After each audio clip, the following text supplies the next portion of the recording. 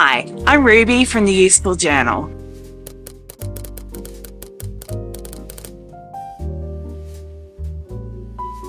Here's a couple of examples where I've had to fit in 2 weeks in a double page spread. This is just tasks and events. That's all that's recorded on here, but it's 2 weeks per double page spread. It's a good way to economise on space. You can see I've still got plenty of artwork in there, or stickers in this case, and there's lots of room for fitting in information when you do that horizontal layout. A simple fortnightly spread showing 2 full weeks for recording tasks and events, but also including a general task list for when you're not sure which day it will be done on. Another fortnightly spread, same principle, 2 weeks for recording events and tasks, but also including a general task list. This is a horizontal version of a fortnightly layout. So here's another example, week 1 and week 2 along the bottom half of the page, and at the top of the page is the artwork and the month. A very popular way to show a horizontal week, combining Saturday and Sunday into a box labelled weekend. This particular layout shows the 7 days for recording tasks and events, and then I have a separate section below it where I could record diary entries if I wanted to. So here's another example of where I've combined 2 days, but they weren't the weekend. On this week I combined Tuesday and Wednesday. So if you're only preparing your weekly just before you use it, and you know that you've got a couple of days in that week that are a bit slow, then you can choose which days to combine. I think I was trying to reduce the number of spreads in the month, and so I actually have 9 days on this page, just small boxes for each, giving me 6 per page, but room for the artwork on that one. Same size boxes on this page, slightly different layout.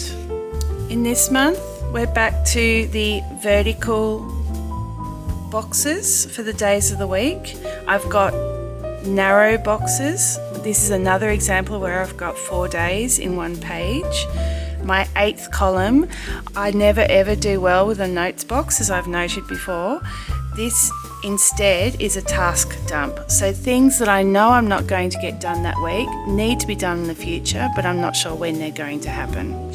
Note that I haven't combined Saturday and Sunday. There are 7 separate days. It means that you have a very narrow column, but it can work.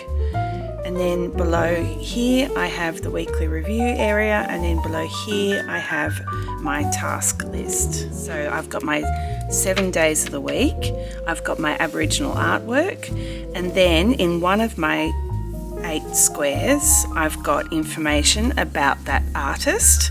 I have put the July piece just separate from that on this particular spread.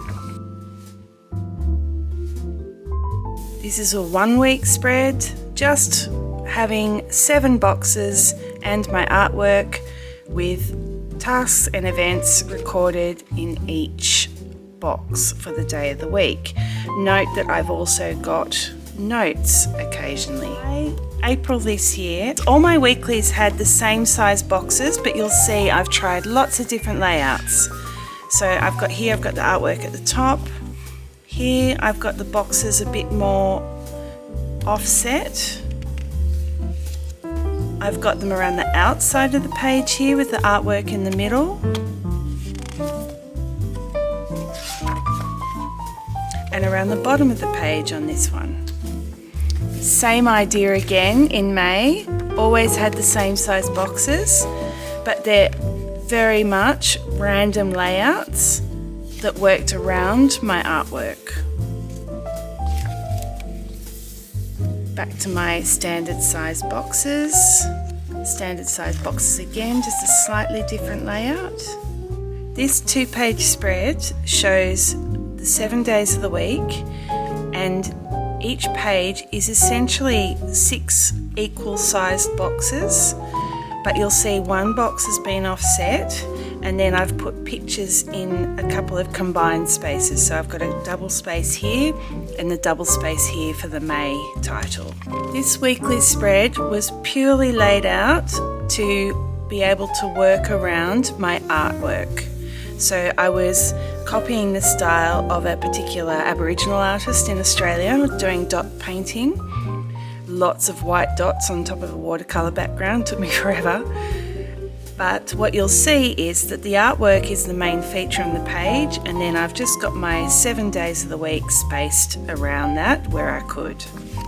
Here's a vertical layout where I have incorporated the weekend into one square, giving me 3 squares per page, and there's lots of room for other trackers in this layout, including just habits. Obviously I was trying to write a journal paper, and so I was marking off things I'd done, obviously not very much. My tasks and events are under the days of the week, and then I've got a stress tracker, and I've actually noted down why I was stressed. Often a really nice way to lay out a 2-page weekly is to have your 8 boxes, one of them showing the dates for the week, or perhaps it could just say the month. And then you've got all this extra space that you can do something else. You can do trackers, you can do your pictures. In this case, the theme, I was learning about Aboriginal art, and so I decided to incorporate an Aboriginal art painting and then some information about that style of painting. So it was a way to really get a lot into one page. What I like about this weekly spread is I've got the days of the week for the tasks and the events, but I also have some notes, and I also have a rolling task list at the bottom. I've got room for notes, but what I really like is that I have incorporated a box that has the weekly review. This 2-page weekly spread makes much more use of the space on the page. It shows the 7 days of the week, and there's lots of room in each day to record tasks and events, and a few notes as well. This is another version that also incorporates the weekly review. So I've got the day split up into equal spaces of about 5, and then so I've got my 7 days of the week, I've got the month, I have my review box again, and then I have an area for the rolling tasks. There's no reason why you have to have large boxes on your weekly spread. In this case, I've chosen to have small boxes that only show the events, the things I have planned for that week. My tasks, just mark them off as I did them during the week. You don't always need to know specific days that you've got your tasks done. So in this one, you'll see a layout that I've used several times before. It's a weekly, but instead of just having a list of tasks, I've actually incorporated the Alistair method, which is to tick off tasks on the day of the week that you completed on. You'll see another example here. And in this spread, I was actually able to fit in also some intentions about what I wanted to achieve that week. This one's got a whole pile more. So here we have the vertical week events mostly, but there is a couple of little tasks included when they needed to be on a specific day. I've noted my task list with a section for marking off what day of the week I got them done. I've also listed my intentions, and then I've also been able to fit in a little quote. A little bit different this time. We have a 2-page weekly. It has 10 days in it, so it was at the end of the month.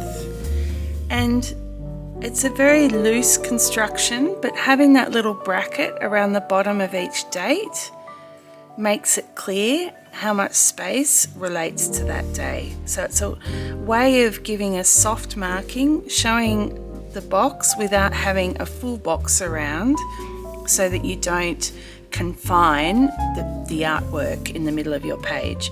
I do also have a task list, not very many tasks in them, but a task list and the days of the week that I finished them.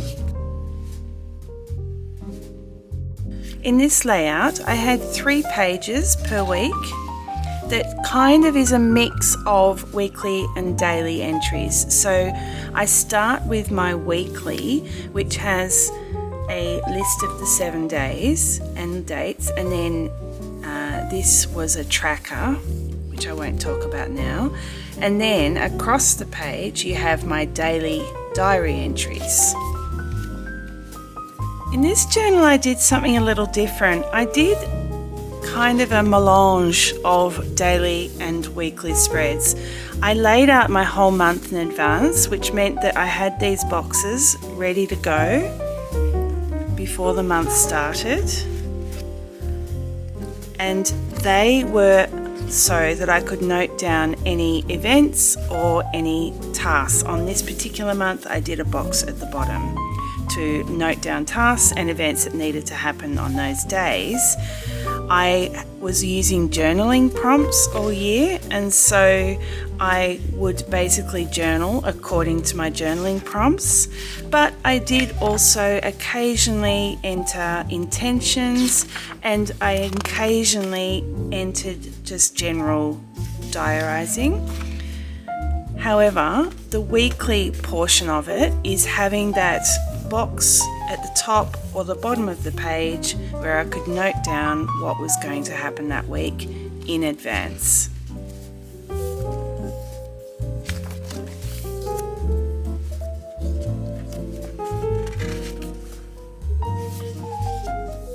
I'm going to show you 3 spreads here because they're all in a row and they're the same style. I've got 2 columns per page. My daily entries are in the middle for each side for recording tasks and events, but what you'll note is different about these is that I've also got a small little note of what happened that day, so a kind of a diary entry. I have artwork in a column and I've got a quote in another column. On this it's very similar, same thing, except I've just got artwork both sides. Didn't write as many entries that page. I do have a notes box, but I don't tend to use note boxes very much. Then here again, same thing, artwork on one side, quote on the other side, and then I've got tasks and events and a little bit of a diary entry. I do have a notes box there. Only 6 boxes, so I have combined 2 of the days of the week, but not the weekend like people usually do, because my weekends are usually busier than some of the weekdays. So here I've combined Monday and Tuesday, and in addition I've done it on an angled layout, so very different. I don't think I've ever done this any other time. I do like it though. Here's another one that's a little bit different. I've got the page split up into 8 boxes, not by doing horizontal and vertical lines, but by doing diagonal lines. So I've got 1, 2, 3, 4. I do have 1 horizontal line to split that. So there's 4 entries per page. And here we have a weekly that has 1, 2, 3, 4, 5, 6. It has 7 days. However, they're very much randomly sized, and it looks like I've written to fill them up. It gives it a bit more of a looser feel, and it can be quite nice. In this month, I had a theme based around ladybugs and leaves, and so all my weeklies are based around the task and daily entries being leaf shaped. And so here I actually have 9 days in this week, so I had to fit in 9 leaves. In this week it's back to 7, so they're starting from a central point. They're kind of like petals, aren't they? Petals or leaves. In this one I started at a top point and had them down the page. And then in this one they're a bit more random, very much based on a twig that goes up that way. Sometimes at the beginning and end of the month you'll have a week with more than 7 days. This one has 10 days. So I've incorporated a Dutch door spread in the middle, allowing me to have 5 days on one side and 5 days on the other side with 2 pieces of artwork. Another Dutch door weekly, incorporating 4 days on one side and 3 on the other with room for some notes. Something very different in this month is having a Dutch door spread, which then allows me to have my 4 weeklies at the top of the page. Each week has a double page opening, so they're all there.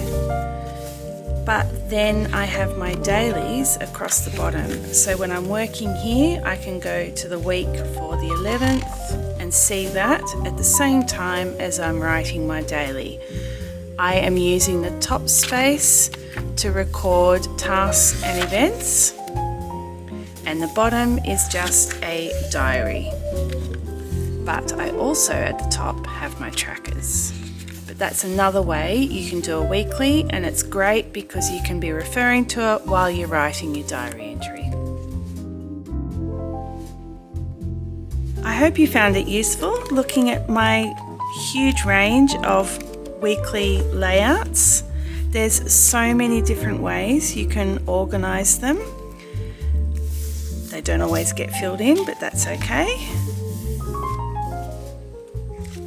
Just get creative, fit them in around your artwork, incorporate them with trackers and quotes and intentions and reviews and everything on the same page. There's lots of things you can do. You're not restricted by any rules. You can just do what works for you. And there are many times when I haven't done weeklies at all, and I've just done a monthly and dailies, which is closer to the bullet journal system. So I just find that every now and then I revert back to weeklies just for a bit of a change. See ya.